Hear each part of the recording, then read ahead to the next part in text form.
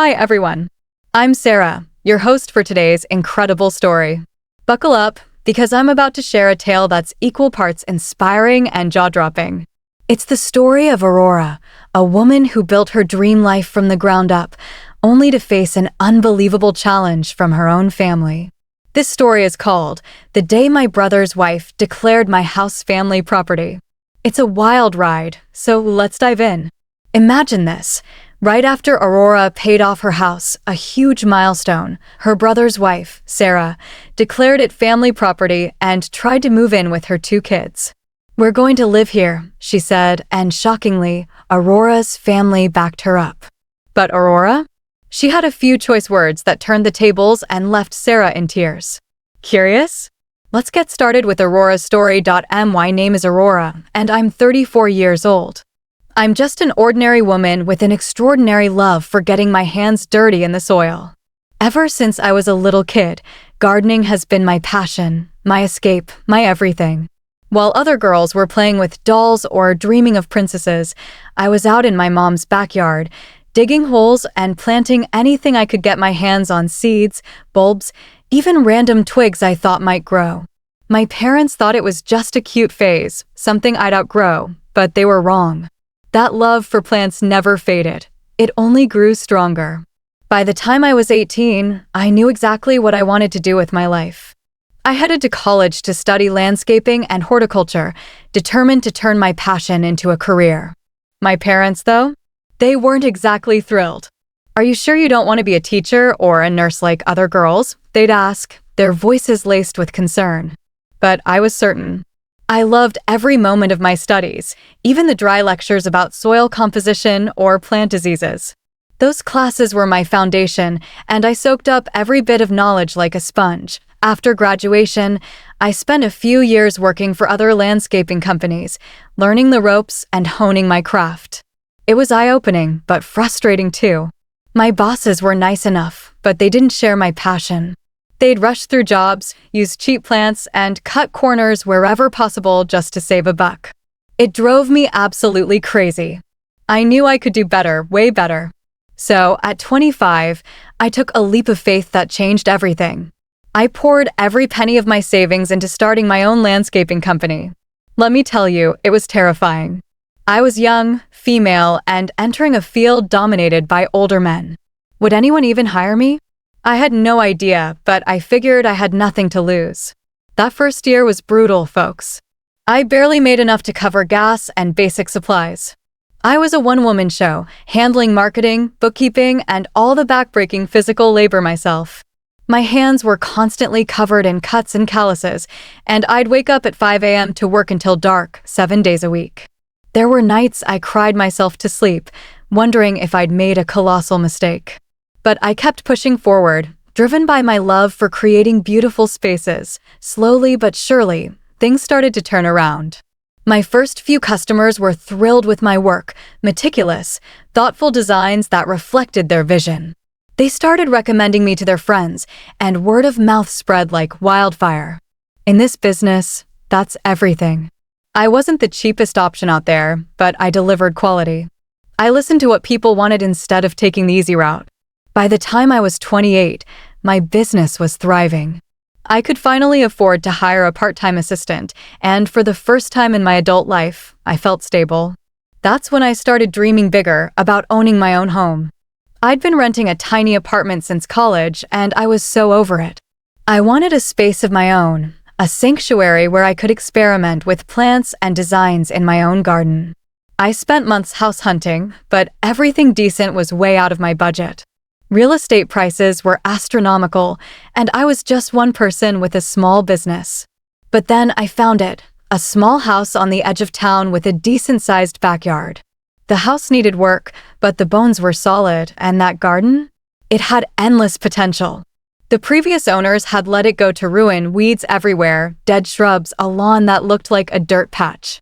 But I could see what it could become, and I was hooked. I put in an offer, held my breath for 3 agonizing days, and then got the call that changed everything. They'd accepted it. I literally jumped up and down in my apartment like a kid on Christmas morning. Moving day was one of the happiest days of my life. The house wasn't much, just a two-bedroom, one-bathroom fixer-upper with a kitchen straight out of the 1980s. But it was mine. Well, mine in the banks, but you get the idea. I dove into transforming the garden right away. Every spare minute I had, I was out there, pulling weeds, planting vibrant flowers, designing charming pathways and cozy seating areas. It became my obsession. I'd spend all day on client jobs, then come home and work on my yard until I couldn't see straight. Within 2 years, I'd turned that neglected patch of land into something breathtaking. I created distinct sections: a vegetable garden for fresh produce, a flower garden with blooms staggered to keep color year-round, a fragrant herb garden near the kitchen window, and even a small pond with fish. It was my masterpiece, a testament to years of hard work and love. One day, while flipping through a gardening magazine, I spotted a contest for small landscape designs. On a whim, I snapped some photos of my garden and submitted them, not expecting much. I figured the competition would be packed with professional designers who had huge budgets and fancy equipment. But 3 months later, I got a call that made me scream with joy. I'd won first place in the small landscape design category. They wanted to feature my garden in their magazine and interview me about my design process. I couldn't believe it.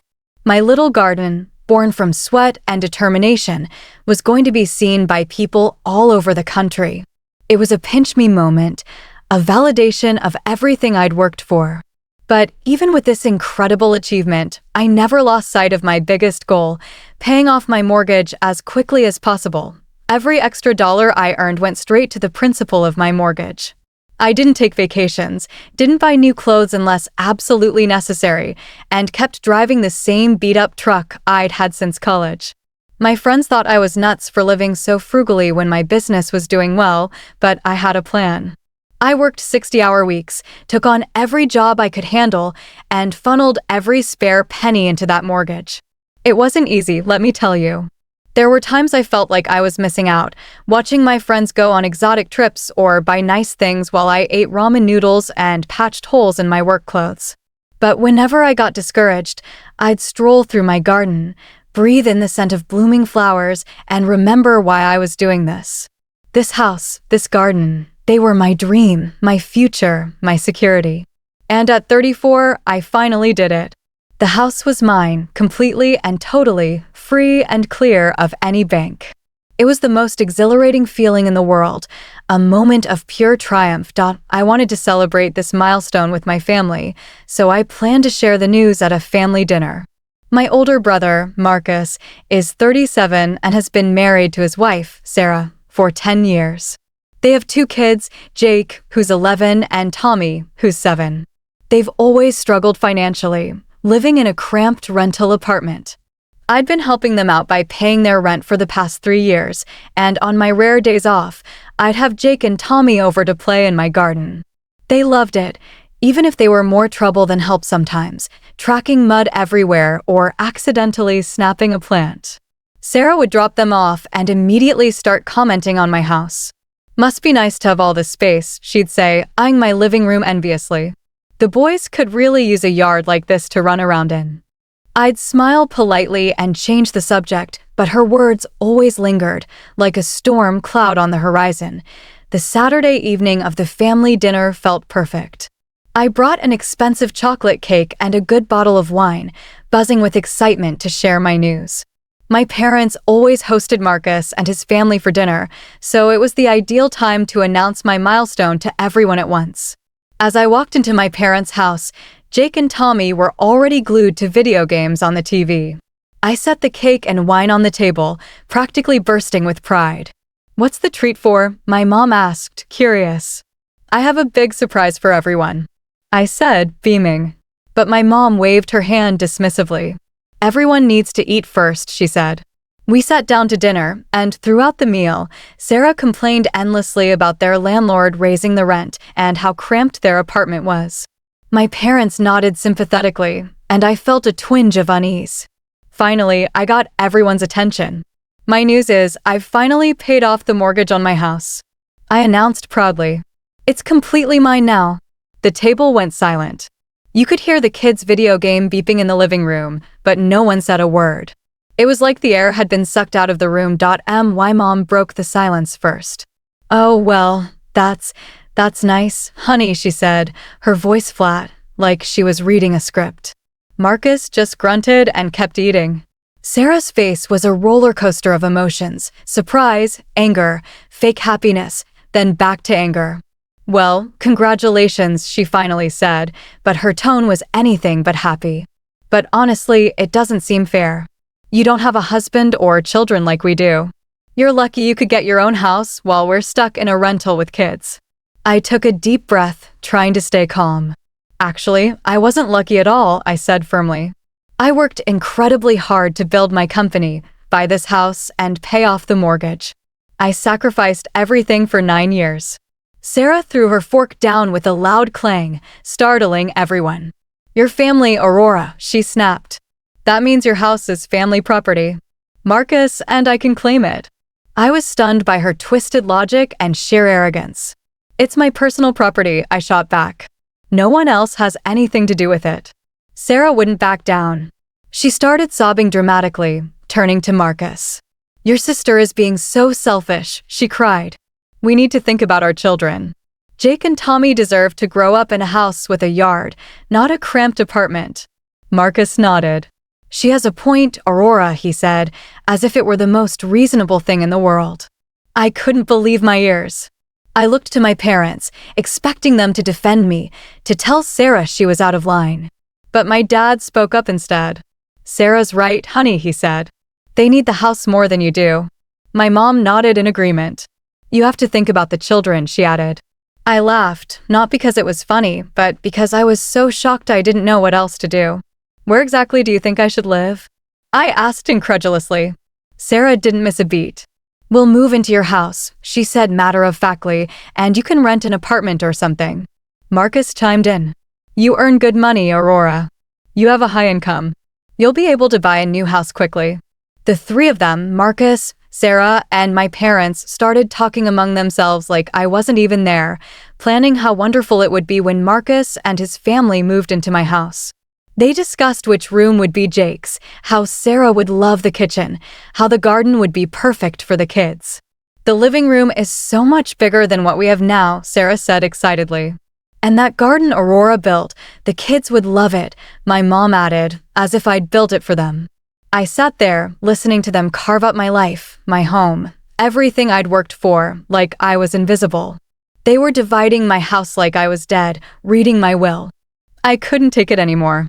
I slammed my hand on the table, making the plates jump. "I am not giving my house to anyone." I stood up, my chair scraping loudly against the floor. "It's my property, my hard work, my sacrifice. This has nothing to do with any of you." Everyone stared at me like I was the unreasonable one, like I was crazy for not wanting to hand over my home. I grabbed my purse and the wine bottle I'd brought. "I can't believe you people," I said, my voice shaking with anger. My dad tried to intervene. "Aurora, sit down," he said sternly. "We're just trying to do what's best for the family." "What's best for the family?" I repeated, incredulous. "What about what's best for me?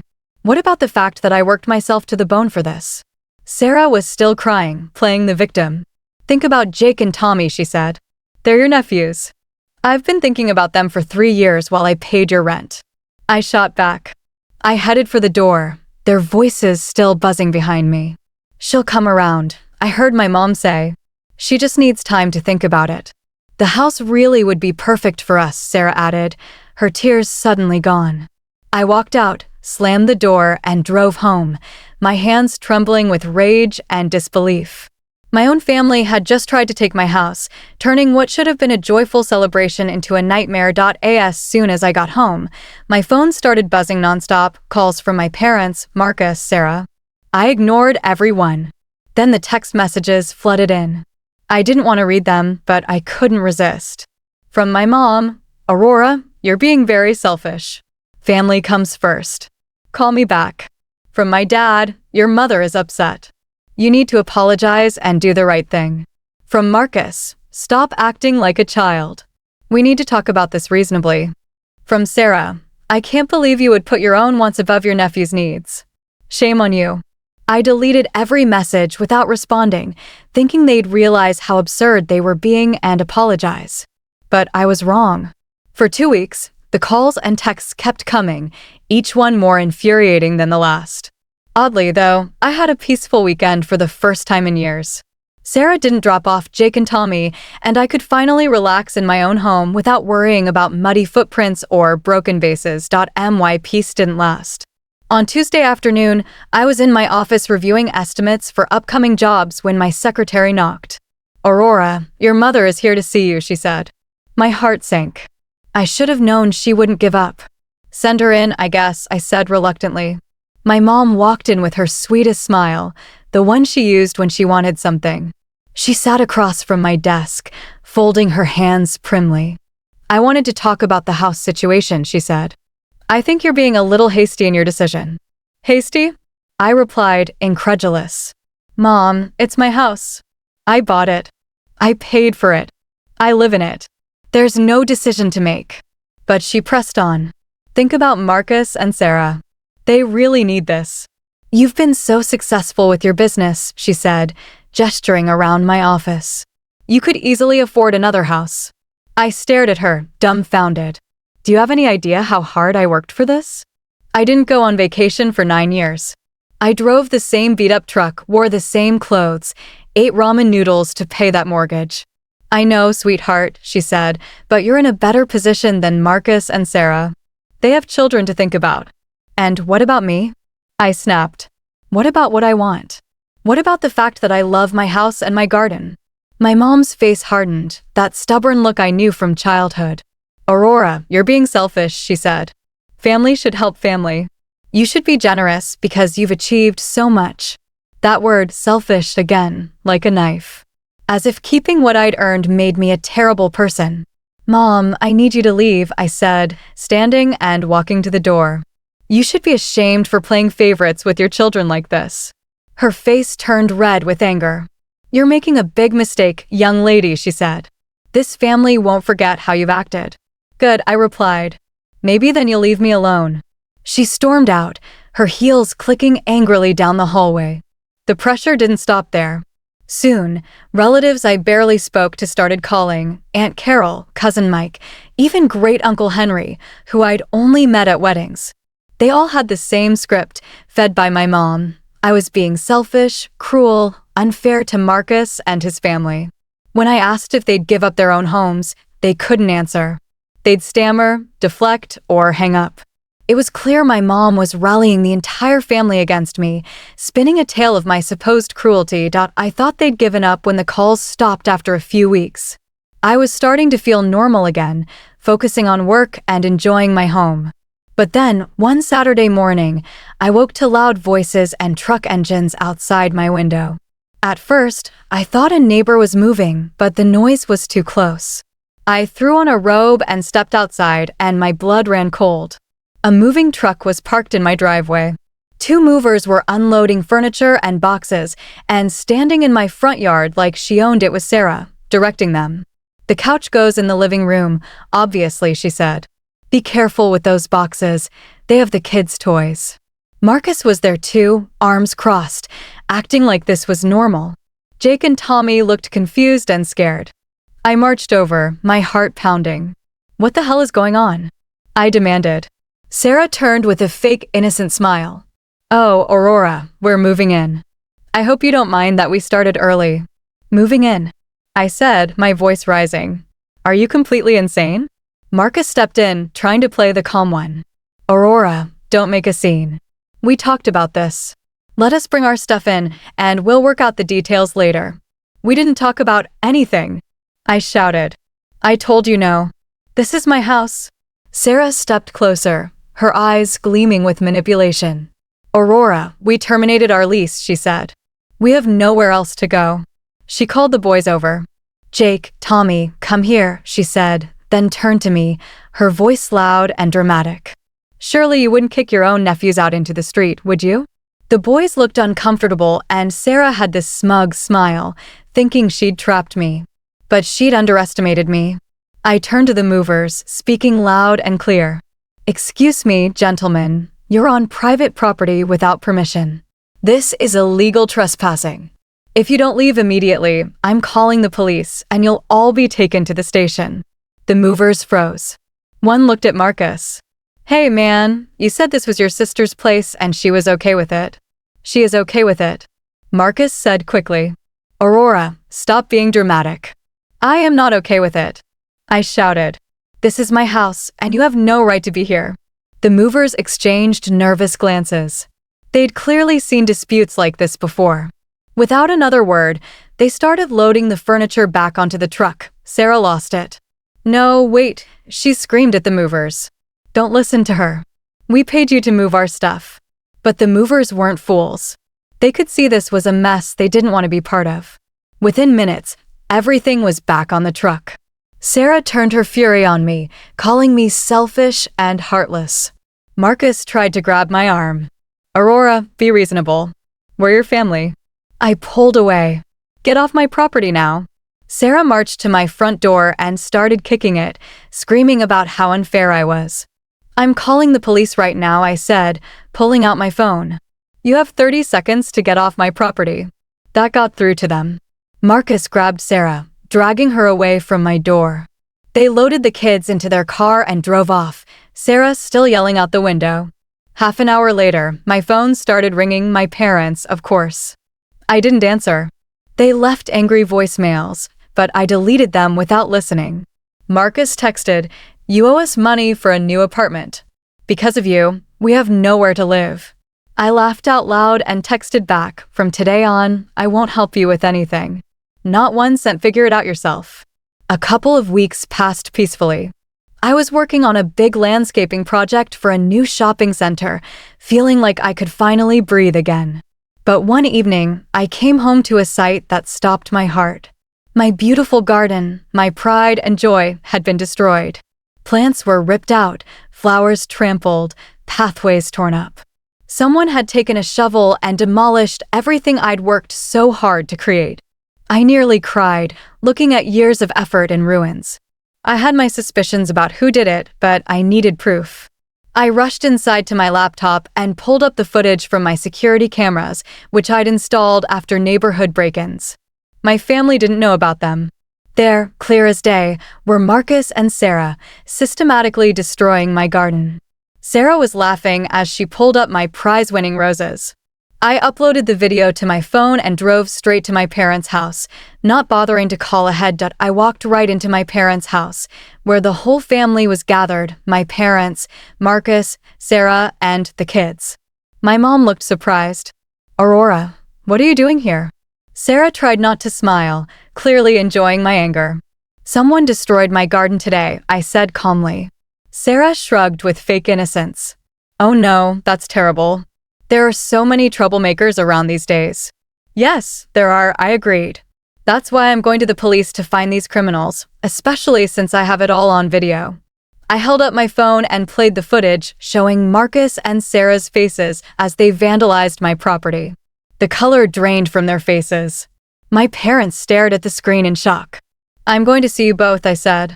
"And I'm posting this video on social media, so everyone can see what kind of people my relatives really are." My mom begged, "Aurora, please, don't do this to the family." "Don't do what?" I snapped. "Don't seek justice for my destroyed property? Don't show the truth about what they did." Marcus finally spoke. "Aurora, we can work this out. Don't involve the police. You have exactly 1 week to pay me $3,000 for the damage," I said. "If you don't, I'm filing charges and posting this video everywhere. Everyone will know what you did." Sarah gasped. $3,000? We don't have that kind of money." "Then you better find it," I said. "You had money to terminate your lease and hire movers. Figure it out." I walked out without another word. Exactly 7 days later, I received a bank transfer for $3,000 from Marcus, along with a text, "We never want to see you again." I laughed. Did they think I wanted to see them? It's been a couple of months since all this went down. I used the money to restore my garden, and it's more beautiful than ever. My business is thriving, I'm making great money, and I finally have peace in my life. I heard through mutual friends that Marcus and his family moved in with my parents. Apparently, they're all miserable, crammed into a 3-bedroom house with 6 people. My parents are stressed about the extra expenses, and Sarah's demands are driving everyone up the wall. But honestly, I don't care anymore. Sometimes, I sit in my garden in the evening, watching the sunset and listening to the birds. I think about how things could have been different if my family had just celebrated my success instead of trying to take it away. If they'd been proud of me instead of seeing me as a resource to exploit. But then I realize I'm better off without them. I'd rather be alone in my beautiful house, surrounded by my thriving garden, than surrounded by people who only see me as a source of money or free stuff. This house, this garden, they're my sanctuary, my proof that hard work and determination can build something beautiful. And no one, not my family, not anyone, can take that away from me. Thanks for listening to my story, everyone. What do you think? Have you ever had to stand up to family like this? Let me know in the comments below, and don't forget to like and subscribe for more incredible stories.